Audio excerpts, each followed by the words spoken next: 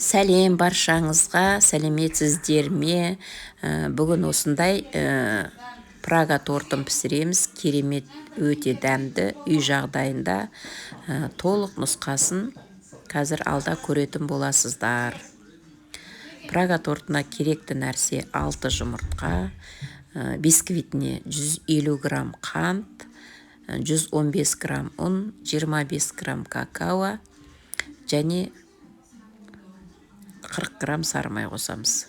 Сарымай, маргарин қандай болса да. Осылай 6 жұмыртқамызды түгелмен ағы мен сарысын өстіп бөліп аламыз. Бөліп 2 ыдысқа бөліп аламыз. Мен 2 жерде бірден миксерлейтін боламын. Бірде екеуін дайындайтын болам. Біреуін жаңағы ручной миксермен, біреуін электрический миксермен. Екі жақтан тезірек болады, күтіп отырмаймын. Өстіп 6 жұмыртқаны бөліп аламыз да, жаңағы 150 грамм қантымызды теңдей бөлеміз. Теңдей бөліп екеуіне саламыз да, бірден миксерлейміз. Жұмыртқамыздың ағы әппақ боп төңкерген кезде төгілмейтіндей миксерлеу керек. Осылай міне қоямыз. Екеуін екі жаққа жаңа қантымызды екеуіне теңдей бөліп жақсылап миксерлеп алатын боламыз. Тұз қоспаймыз, разрыхлитель қоспаймыз, ештеңке қоспаймыз, жаңа айтылған заттар ғана. Қантымыз 150 грамм, көз мөлшермен өстіп жартысын сарыға, жартысын осылай жұмыртқаның ағына сала салдым, және миксердің ең жоғарғы градус дейма не дейді, ең жоғарғысына қойып жақсылап миксерлейміз, ал сарысын осындай қол миксермен миксерлейміз. Міне осылай түгел қантымыз еру керек. Ал жұмыртқаның ағы осылай төңкерген кезде түспеу керек қой. Өте керемет боп миксерленді. Енді осы жұмыртқамыздың сарысына жаңағы 115 грамм ұнымызға жақсылап какаоымызды қосамыз, 25 грамм араластырып аламыз. Міндетті түрде елеу керек. Мен алдын ала елеп қойғам ұнымды. Жақсылап елеу керек ұнды. Осыны ақырында біртіндеп бөлек қосып отырып, жаңағы жұмыртқаның сарысы мен қантқа түгел біріккенше араластырамыз осылай лопаткамен. Сарымайымызды ең соңынан қосамыз. Қазір осыдан кейін жұмыртқаның ағын қосамыз, содан кейін барып сарымайымызды қосамыз. Міне ұнымызды мен 3-ке бөліп өстіп араластырып алдым. Бірден бәрін салсаңыз араластыру қиындау болады. Осылай 3-ке бөлесіздер де жақсылап ішінде комок ұнның ешқандай несі қалмау керек қой. Біркелкі болу керек қоспамыз.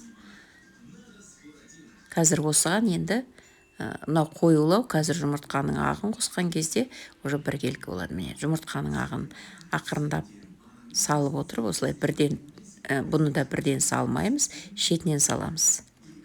Шетінен салып, мынау воздушный болып тұр ғой жұмыртқамыздың ағы. Соны түсіріп алмауымыз керек. Осы ақырындап астынан жоғары қарай алып араластырып, түгелмен жаңағы біріккенше осылай араластырамыз. 3-ке, 4-ке бөліп саласыздар осылай бір шетінен. Бәрін осылай салып араластырып аламыз. Кішкене уже сұйықталды, жаңа қою болып араласпай тұреді ғой, біркелкі болады. Бисквитіміз көтеріліп өте әдемі болып піседі. Көп нәрседе керек емес, үй жағдайында осылай жасауға болады.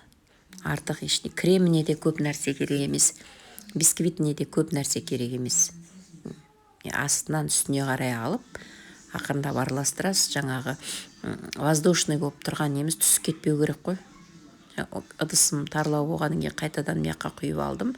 Енді ең соңында сарымай, біздікі маргарин. Маргарин қоссаңыз да болады. Сарымай проценті сондай маңызды емес, қандай май қоссаңыз да. Біздің форма 21 сантиметр, жоқ 22 сантиметр форма дайындап қойғам. Кішкене май жағып, қазір ұн сеуіп жүреміз, шет-шетіне, сонда ешқандай жабыспай піседі. Піскен кезде негізі осылай ұнды жан жағына жағып жібересіз форманы. Формамыз 22 сантиметрде пісіреміз. Ұнымызды жағып құямыз, осылай құймамызды, бисквитімізді. мына қоюлығы осылай болу керек қой, міне. Қатты қою да емес, сұйық та емес. Біздің духовкамыз қазір қызып тұр. Негізі 200 градуста деп тұр, пісіру керек. Бірақ мен духовкада 180 градуста пісіремін. 180 градуста где-то 40-45 минутта піседі торттарыңыз. Бисквит. Духовкаға салып қойып, қазір бисквитімізді кремге көшеміз жасауға. Бисквитіміз пісіп атқан кезде духовканы ашпау керек, өйткені көтеріліп келатса бірден түсіп қалатын болады. Жаңағы 40 минут өткенде ғана барып, жаңа шпажкамен тексересіз. Енді креміне көштік. Бір тал ғана, егер бір порция жасасаңыз, бір тал ғана жұмыртқа қосасыз, 2 порция жасасаңыз 2 тал. Бізге бір жұмыртқа да жетеді. Бір жұмыртқамызға 20 грамм су құйдық, және бір 8 грамм деп тұр. Енді қасықпен осылай көз мөлшермен саласы ванилинді. Екеуін араластырып алғаннан кейін мына жерде бізде 120 грамм сгущенка.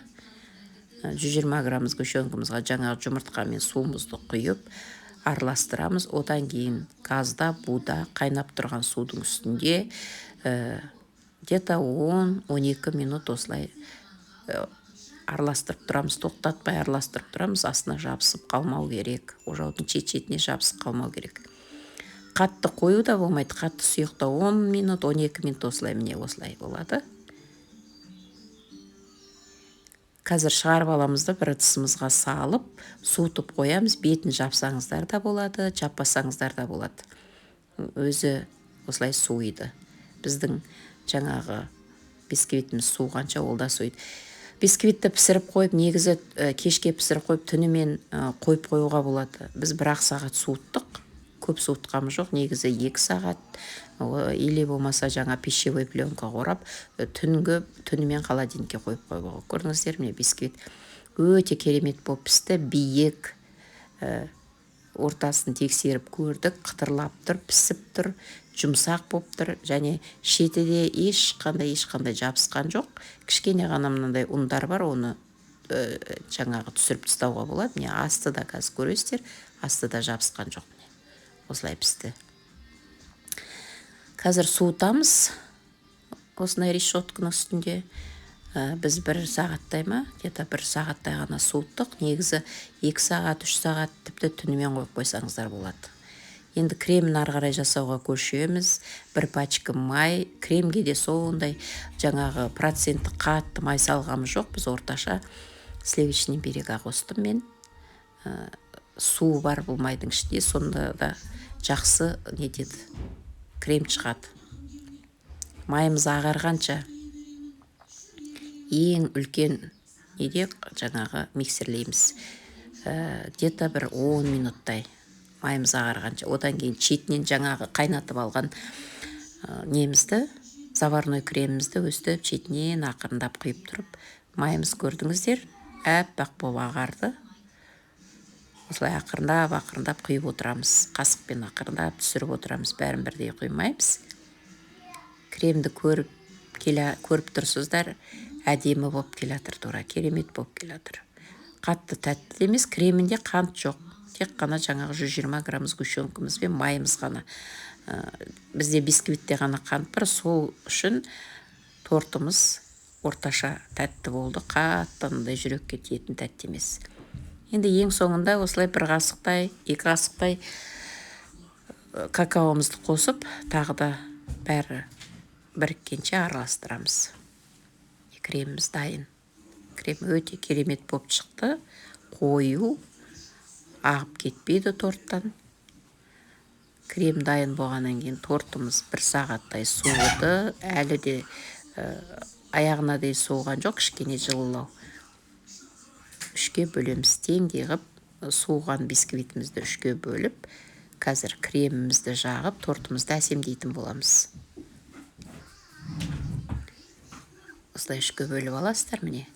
Қазір ортасын көрдіңіздер, ортасы сондай керемет болып пісті. Бәрі піскен, шикі емес, шоколадный, дәмді крем жаққан енді.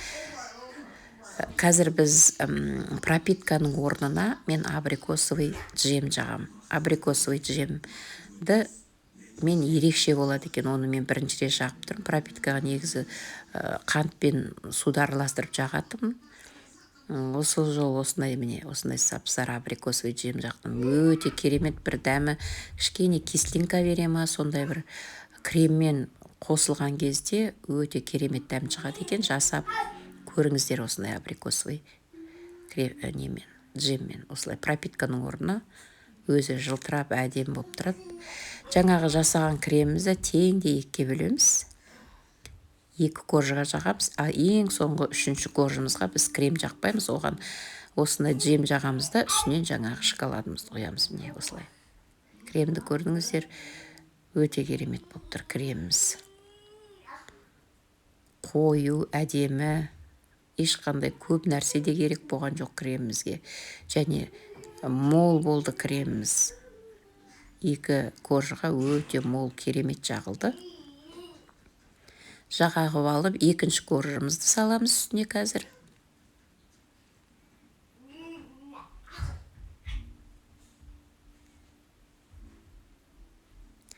Екінші коржымыз салып, тағы да пропиткамызды жағып аламыз. Осылай. Тортымыз өте биік болды. Биік, үлкен. Мына жем өте керемет көрінеді. Қалған кремімізді түгелмен осы 2-ші коржымызға жағамыз. Үстіңгі жағына крем керек емес. Крем көріп отырсыздар, 120 грамм ғана дан жасасақ та біздің креміміз өте көп әдемі болып шықты. Мен балам жүр мына жақта. Міне 3-ші коржды салды. Қазір енді осының үстіне түгел жаңағы джемді жағамыз. Үстіне, шетіне, бәріне жылтыратып. Мынаны жаққаннан кейін жаңағы шоколад үстіне құйған кезде шоколад өте керемет болып тұрады екен үстінде. Қазір 100 грамм шоколадымызға 100 грамм майымызды қосып, бізде май маргарин, тоже сары май емес, маргарин қостым. Соны буда ертіп аламыз. Екеуі қосылып түгел ерігенше буда ертіп аламыз. Буда ерігеннен кейін бірден тортымызға құймаймыз. Өйткені сұйықтау болып тұрады, тағып кетеді. Қазір толық ерігеннен кейін 5 минуттай суытып қоямыз. 5-7 минуттай суытып қоямыз еріген шоколадымызды. Әйтпесе ағып кетеді. Міне біздікі азақ тұрды, кішкене сұйықтау болып тұр, бірақ сонда да жақсы құйылды. Көрдіңіз, қандай мөлдір керемет болып құйылып жатыр. Түгел ақырындап отырып бірден құймай, ақырындап отырып құйсаңыздар, үсті, шет-шеті түгел жағылады. 100 грамм шоколад кішкене аздау болуы мүмкін. Шоколад бар болса, 150 грамм қосып жерсеңіз де болады негізі. Бірақ бізге толығымен жетті. Жаңағы 22 сантиметр тортымызға толығымен жетті. Шет-шетіне мен лопаткамен жағып шықтым шоколадты. Түнімен қойып қойдық. Біз кешке сағат 11-де пісірдім мен тортты. Түнімен қойып, таңертең сағат 8-де балалар жұмысқа кетерде шай іштік. Міне қалай кесіліп жатыр. Жұмсақ, пышағы өзі кетіп жатыр ғой. Қазір кескеннен кейін жаңағы көресіздер. Холодильникте тұрды бізде түнімен торт. Осылай сіңіп, кремі де көп, бір елкі, көрдіңіздер ғой, қалай болып бізде. Дәмі де керемет, қатты тәтті емес, жүрекке тимейді. Бізде бала шағам почти 1 күн, 1,5 күнде жеп қойды ғой мына тортты. Осылай пісіріңіздер, сіздерде керемет. Ас болсын, пісіріп көріңіздер. Үйдегі бар нәрсемен жасауға болады. Сондайлық көп нәрсенің керек.